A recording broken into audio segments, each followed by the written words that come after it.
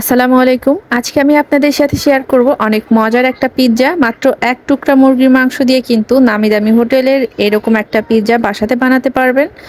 আমি সবসময় চেষ্টা করি বাসায় যে উপকরণগুলো থাকে সেগুলো দিয়েই রান্না করতে, আর আপনাদের সাথেও কিন্তু একদম সহজভাবেই সেই রান্নাগুলো শেয়ার করি। তাহলে চলুন আর কথা না বাড়িয়ে আজকে রেসিপিতে চলে যাই। আমি প্রথমে এখানে 2 কাপ পরিমাণ আটা নিয়ে নিচ্ছি। প্রথমে আমি ডোটা বানিয়ে নিব। এজন্য এখানে 1 টেবিল চামচ পরিমাণ ইস্ট নিয়েছি, 1 টেবিল চামচ পরিমাণ চিনি নিয়েছি, আর সামান্য একটু লবণ নিয়ে শুকনো উপকরণগুলো একটু মিশিয়ে নিচ্ছি। তারপর দিয়ে দিচ্ছি 2 টেবিল চামচ পরিমাণ সয়াবিন তেল। আর এখানে আমি হাফ কাপ পরিমাণ কুসুম গরম দুধ নিয়েছি। একদম ঠান্ডা দুধ নেওয়া যাবে না, আবার খুব বেশি গরম সেটাও নেওয়া যাবে না। একদম কুসুম গরম দুধ ব্যবহার করতে হবে অথবা পানি ব্যবহার করতে হবে। আপনারা চাইলে কিন্তু একদম কুসুম গরম পানি দিয়েও ডোটা বানাতে পারেন। আর একবারে সবটুকু পানি বা দুধ না দিয়ে আমি অল্প অল্প করে দিব আর সুন্দর একটা ডো করে নিব। পিৎজার ডোটা হবে রুটির ডো যেরকম হয়, আমরা রুটি বানানোর সময় আটা কাই করি যেরকম ভাবে, সেরকম খুব বেশি নরমও হবে না আবার শক্তও হবে না। হাতের সাহায্যে বেশ ভালোভাবে আমি ডোটা মথে নিচ্ছি। ভালোভাবে মথে নেওয়া হয়ে গেলে কিন্তু ডোটা বেশি সফট হয় আর পিৎজাটা অনেক সুন্দর হয়। বেশ কিছুক্ষণ এভাবে ডোটা ভালোভাবে মাখিয়ে নিচ্ছি। এখন আমি রেস্টে রেখে দেব 1.5 থেকে 2 ঘন্টার জন্য। এটা 1 ঘন্টা রাখলেও ইস্টটা অ্যাক্টিভ হয়ে যায়, কিন্তু বেশি সময় রাখলে ডোটা বেশি ভালো হয় আর অনেক বেশি সফট হয়। এখন আমি বাটির মধ্যে রেখে উপরে হাতে একটু তেল লাগিয়ে মাখিয়ে নিচ্ছি, এতে করে উপরের অংশটা ড্রাই হয়ে যাবে না। এখন এটা আমি রেস্টে রেখে দেব 2 ঘন্টার জন্য। এখানে আমি মুরগির বুকের মাংস নিয়েছি 1 টুকরো, এটা আমি এখন ভেজে নেব। এটা পিৎজার উপরের পুর হিসেবে ব্যবহার করার জন্য। এখন কড়াইয়ে তেল দিয়ে পেঁয়াজ কুচি ভেজে নিচ্ছি। পেঁয়াজটা লাল করার দরকার নেই, কিছুটা পরিমাণ ভাজা হয়ে গেলেই আমি এর মধ্যে মুরগির মাংসগুলো দিয়ে দিচ্ছি। আমি একদম ছোট ছোট করে কেটে রেখেছিলাম, সেটা দিয়ে দিয়েছি। আর দিচ্ছি হাফ চা চামচের মতো রসুন বাটা, আর 1/3 চা চামচের মতো আদা বাটা, আর 1/3 চা চামচ গরম মশলা। এবার সব কিছু একসাথে একটু ভালোভাবে মিশিয়ে নিচ্ছি। আর আমি লবণটাও দিয়েছিলাম, সেটা স্কিপ হয়ে গেছে। তো এখন মাংসটা সিদ্ধ করে নেওয়ার জন্য এখানে পানি দিয়েছি।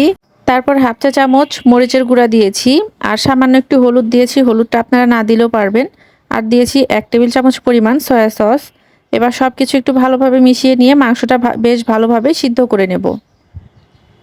চুলার আঁচটা মিডিয়ামে রেখে আমি মাংসটা একদম শুকনো করে ভেজে নিচ্ছি। দেখতেই পাচ্ছেন মাংসটা কিন্তু ভাজা হয়ে গেছে। এরকম অবস্থাতে আমি এটা নামিয়ে নেব। আর সেই একই সেম কড়াইতেই আমি মাশরুম ভেজে নিচ্ছি। মাশরুমগুলো ভেজে নেওয়ার জন্য কিন্তু এক্সট্রা করে পানি দেওয়ার কোনো দরকার হবে না, কারণ এটা প্রসেসিং করা থাকে অনেকটাই সিদ্ধর মতো। তো এটা কিছুক্ষণ সময় একটু ভেজে নিলে একটু কালার করে তাই হয়ে যাবে। মাশরুমগুলো ভাজা হয়ে গেলে আমি সব নামিয়ে নিয়েছি। আর ডোটা কিন্তু দেখতে পাচ্ছেন এটা ফুলে অনেক বড় হয়ে গেছে। পিৎজা বানানোর জন্য যে ডোটা বানানো হয় সেই ডোটা যদি ফুলে ডাবল না হয় তাহলে কিন্তু পিৎজা ভালো হবে না। পিৎজা ভালো হবে না বলতে পিৎজা হবেই না। তো যাই হোক, এখন সেই ডোটা দিয়ে আমি একটা পিৎজা শেপ করে বড় আকারের রুটি বানিয়ে নেব। রুটিটা খুব বেশি মোটাও হবে না আবার পাতলাও হবে না, মিডিয়াম সাইজের হবে। আর যত বড় করতে চান সেটা আপনাদের ইচ্ছা। যদি একটু বড় সাইজের পিৎজা বানাতে চান তাহলে একটু বড় করবেন, আর যদি ছোট রাখতে চান সেক্ষেত্রে কিন্তু একটু ছোট রাখবেন। তো আমি যতখানি করে পিৎজাটা বানাতে চাচ্ছি তো তত বড় করে বেলে নিয়েছি। আর আমি ফ্রাই প্যানে পিৎজা বানাবো। পিৎজার জন্য যে রুটিটা বেলে রেখেছিলাম আমি ফ্রাই প্যানের মধ্যে সেটা ছড়িয়ে দিচ্ছি আর ঢাকনা দিয়ে ঢেকে 5-6 মিনিট রান্না করব। চুলার আঁচটা কিন্তু একদম লোতে রাখতে হবে, চুলার আঁচ বেশি হলে কিন্তু রুটিটা পুড়ে যাবে। 5-6 মিনিট আমি এক্সট্রা সাইড রান্না করে নেওয়ার পরে আমি এটা উল্টিয়ে দিচ্ছি। দেখতে পাচ্ছেন একটা সাইডে একদম হালকা কালার হয়েছে, কালার না হলেই সবচেয়ে বেশি ভালো। তারপর একটা কাঁটা চামচের সাহায্যে আমি পুরো পিৎজাটা একটু ছিদ্র করে দিচ্ছি, এতে করে রুটিটা ফুলে উঠবে না, পিৎজা কিন্তু ফুলা হবে না। তো সেই জন্য আমি ছিদ্র করে দিয়েছি। আর এবারে আমি এখানে টমেটো কেচাপ দিচ্ছি। এখানে আপনারা পিৎজা সস দিতে পারেন, তবে আমি সহজ করেছি, আমি সরাসরি টমেটো সস দিয়ে দিয়েছি। এবার চামচের সাহায্যে খুব ভালোভাবে লাগিয়ে নিলাম। এখন ভেজে রাখা মুরগির মাংসগুলো দিয়ে দিচ্ছি। এভাবে পিৎজা বানালে খেতেও কিন্তু খুব মজা লাগে, আবার একদম সহজেও বানানো যায়। এখন মাংসগুলো 4 সাইডে ছড়িয়ে দেওয়ার পরে মাশরুম ভেজে রেখেছিলাম সেগুলো দিয়ে দিচ্ছি। তারপর এখানে চিজ ব্যবহার করব। আমি এখানে মজারেলা চিজ ব্যবহার করছি 200 গ্রামের মতো। আপনারা চাইলে চিজের পরিমাণটা কমিয়ে দিতে পারবেন, কিন্তু আমার বাচ্চারা যেহেতু চিজ পছন্দ করে সেই জন্য আমি চিজটা একটু বেশি দিচ্ছি। তো চিজটা দেওয়া ভালোভাবে হয়ে গেলে আমি এর উপর দিয়ে সামান্য কিছুটা অরিগ্যানো আর চিলি ফ্লেক্স দিচ্ছি।